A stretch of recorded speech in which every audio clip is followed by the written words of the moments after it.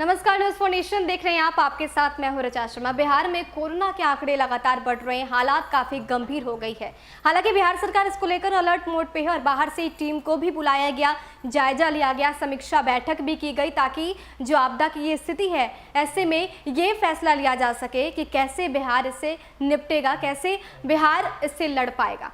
इसी बीच बिहार में विधानसभा चुनाव भी होने हैं और चुनाव को लेकर सबसे बड़ा सवाल अभी उठ रहा है। वो सवाल है कि ऐसे वक्त पर जब बिहार कोरोना संकट से जूझ रहा है, क्या बिहार में चुनाव होंगे।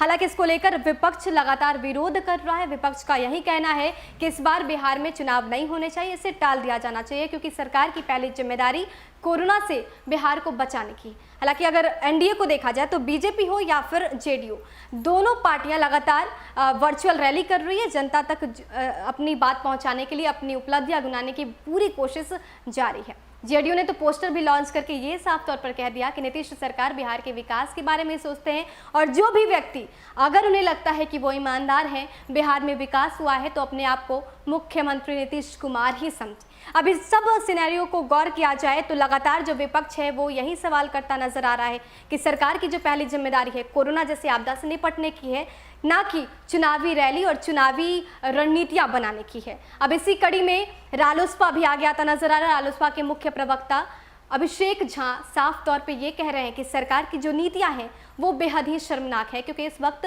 बिहार ऐसे दौर से गुजर रहा है जहां पर सबको एकजुट होकर कोरोना जैसी आपदा से लड़ने की जरूरत है और ऐसे में सरकार चुनाव पर ध्यान दे रही है।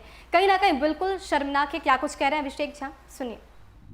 बिहार के मुख्यमंत्री नीतीश कुमार जी की बातचीत भारत के प्रधानमंत्री श्री नरेंद्र मोदी जी से हुई, लेकिन इनके वार्तालाप से ऐसा लगता है कि जैसे इनके लिए अभी भी सबसे बड़ी प्रायोरिटी बिहार में विधानसभा का चुनाव समय पर करवाना है।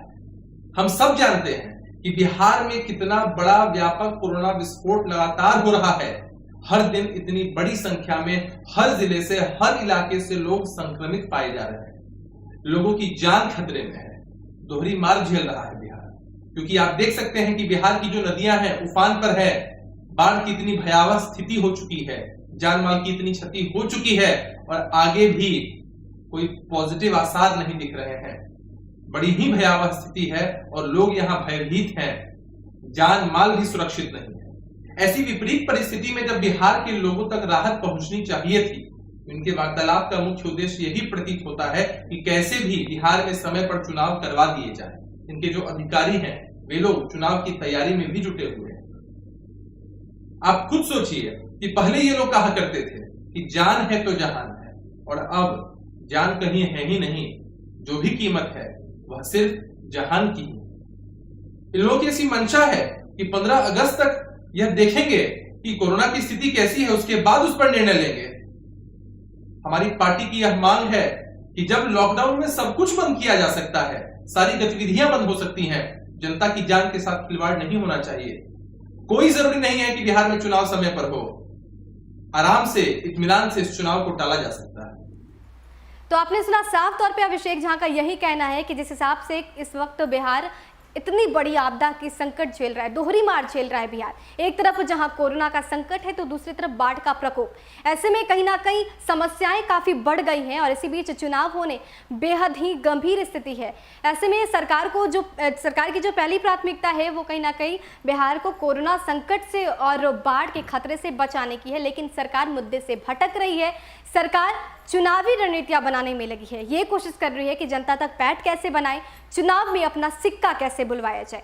तो इन सब को लेकर जहां एक तरफ विपक्ष लगातार सरकार से ये कहता नजर आ रहा है, यहाँ तक कि चुनाव आयोग से ये कहता नजर आ रहा है कि इस वक्त जो चुनाव होने उसको टाल दिया जाना चाहिए क्योंकि बिहार में आपदा की घड़ी चल रही है और बिहार में जो समस्या है वो सबसे बड़ी समस्या है। हालांकि एनडीए की तरफ से कुछ खास होता हुआ नजर नहीं आ रहा है। देखना दिलचस्प होगा कि बिहार में चुनाव होते हैं, अगर होते हैं तो रूपरेखा क्या होगी या फिर चुनाव को टाल दिया जाता है। देश और दुनिया की तमाम अपडेट्स के लिए हमारे साथ बने रहिए और देखते रहिए न्यूज़ फॉर नेशन। नमस्कार।